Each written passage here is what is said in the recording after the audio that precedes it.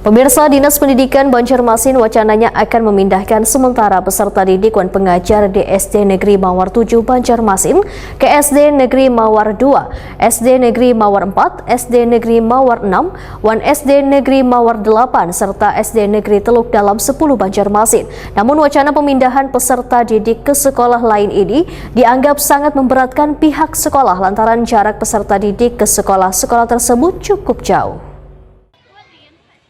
Dinas Pendidikan Banjarmasin wacananya akan memindahkan sementara peserta didik dan pengajar di SD Negeri Mawar 7 Banjarmasin ke SD Negeri Mawar 2, SD Negeri Mawar 4, SD Negeri Mawar 6, dan SD Negeri Mawar 8, serta SD Negeri Teluk Dalam 10 Banjarmasin.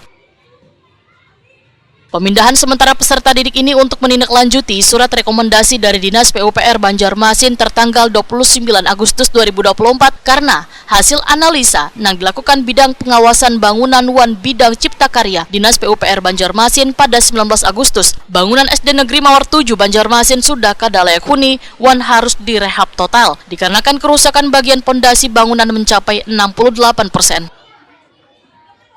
Namun wacana pemindahan peserta didik ke sekolah lain dianggap sangat memberatkan pihak sekolah lantaran jarak peserta didik ke sekolah-sekolah tersebut cukup jauh. Demikian dipadahkan Kepala SD Negeri Mawar 7 Banjarmasin, Latif Gabarudin, Waitakwani Prima TV Jelang Tengah hari Senin 2 September 2024. Latif Gabarudin menyatakan pihak sekolah akan tetap melakukan proses belajar di sekolah dengan memanfaatkan ruangan yang ada walaupun harus menggunakan sistem shift atau bergantian. Kalau menurut saya, kalau untuk harus dipindahkan ke tadi harus dipindahkan ke SD lain, biasanya SD lain sementara. Sebenarnya itu cukup keberatan gitu kan, karena masalah pembelajaran siswa tentunya tidak maksimal juga kan, istilahnya kan tidak maksimal juga. Cuma coba nanti kalau memang kita harus menggunakan artinya ruangan lingkungan kita sekolah sendiri ya kan, dan mungkin ruangan yang bisa kita manfaatkan, kita berlakukan gitu sistem shift ya kan, yang penting artinya kita tetap bertahan di SD Mawar 7 kalau tidak kan, saya tetap bertahan di Mawar 7.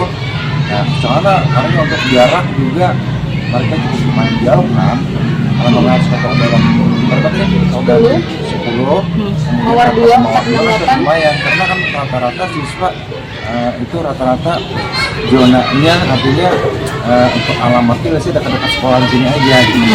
Itu kan nanti jadi bikin polemik juga kan terhadap orang tua siswa. Kita perlu pertimbangan juga kan lewat komite, paguyuban, orang tua murid seperti apa.